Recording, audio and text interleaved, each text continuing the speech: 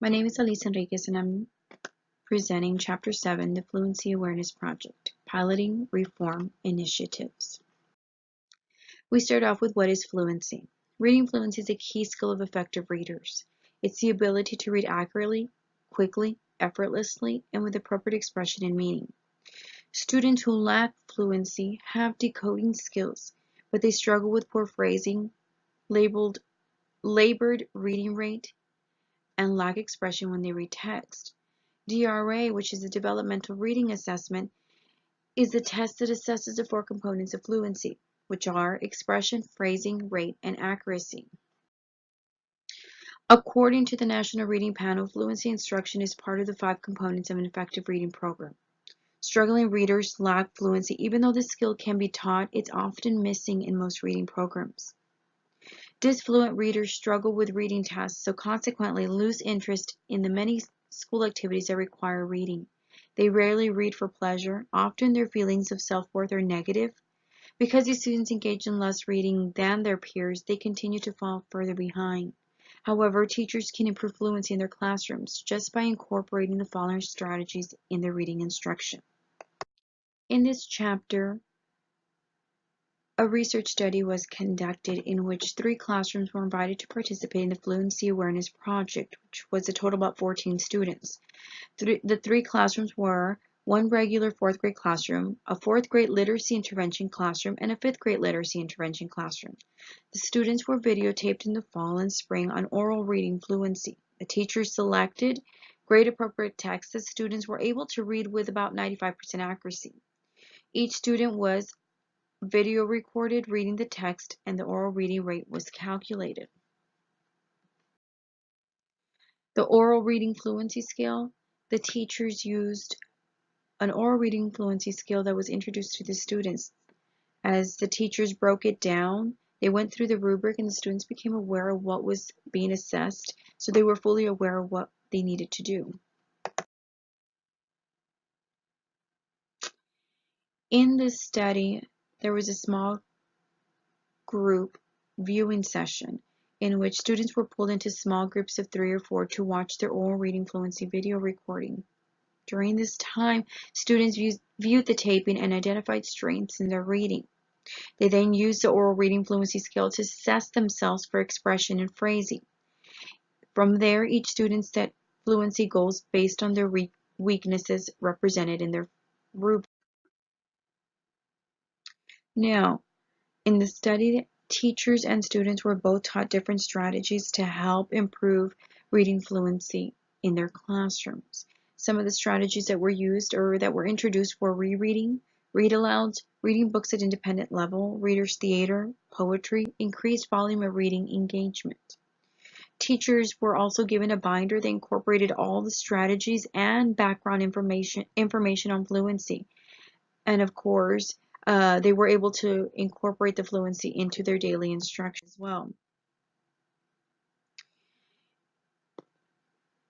The first classroom was a 4th grade teacher named Jill. In her classroom, she decided to use one of the strategies that was in the binder, which was read-alouds. She used read-alouds as a way to improve fluency in her classroom. During the read-alouds, she reinforced the components of reading, which were expression, phrasing, rate, and word accuracy. Jill also modeled inappropriate fluency by making her reading slow and choppy and using a monotone voice. From this example, the students were able to see how important it is to have fluency in your text so that you're able to understand and comprehend meaning from it. Jill stressed that if readers simply read the words in a story without expression, phrase, or rate, they'll probably lose the entire meaning of the text. The next classroom in the study was a 5th grade intervention classroom, and the teacher was Leslie. Leslie focused on improving her students' fluency through reading informational text. She knew that as her students continued through middle school, they would encounter much more challenging text across content areas, so she decided to incorporate one of the strategies in the binder, and that was using informational text. Leslie used a strategy of layering text to build familiarity with concepts and vocabulary. Her students started with easy reading material on the topic before having her students read the chapter in the textbook. Her students practiced the strategy independently with individual research projects. Students were encouraged to sort through their resources and start with material that was easier to understand. From there, they would build up on other resources that had a little bit more difficult vocabulary. As her students presented their findings, Carolyn was impressed to hear her students using the new vocabulary and the fluency as they read difficult text. Now, something important to point out were that all these students that were in Leslie's classroom were struggling readers. They had the decoding skills, but their fluency was not up to par. So she used this strategy, and as the kids were presenting and researching, she realized that they were using a lot of the vocabulary was in their projects and their resources that they were collected. So they were improving in their fluency. Leslie found that through layering text, repetition of vocabulary, and the time spent reading informational text increased fluency reading in content areas. Now, at the end, the spring results, in the fall, 50% of the students fell below standard for fluency rate compared with 28% of the students in the spring.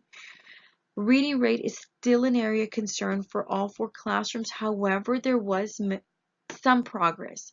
The data indicated that most of the students were reading fluently at their own independent reading level. What was learned from this project was that it built awareness of the components of fluency. It also provided teachers and students with effective strategies to improve oral reading fluency and reading stamina. Something that is also really important is choosing the appropriate books. One of the discrepancies in the project itself was that some of the students videotaped had books that were too difficult, and it was kind of hard to measure their fluency using those books. It didn't really give a true picture of where they were at. It's also important for teachers to listen to their students read aloud and make judgments about the progress in reading fluency. As teachers, we need to take time to listen to our students, find what needs to be addressed, and of course go on from there. The videotaping was really effective. It allowed students to take into account what areas of concerns they had and what strengths they had, and from there they were able to build or set goals for themselves. And lastly, direct instruction, modeling student practice, and student fluency assessment is crucial. Fluency improvement. Have something set up. I know in this project they had an oral reading fluency scale, which was really effective because the kids knew what they had to do, knew where they were heading, and knew how to get there. So something like that in place can be really effective. As a first grade teacher, fluency is crucial.